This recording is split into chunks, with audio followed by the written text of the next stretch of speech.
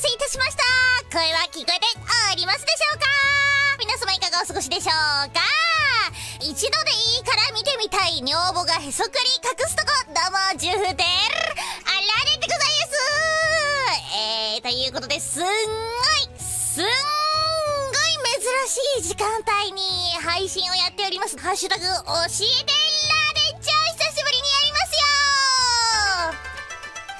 間違えたわ、こっちだわ間違えたわ、こっちだわ。やばい、おじゃるまでしてしまった。おじゃる様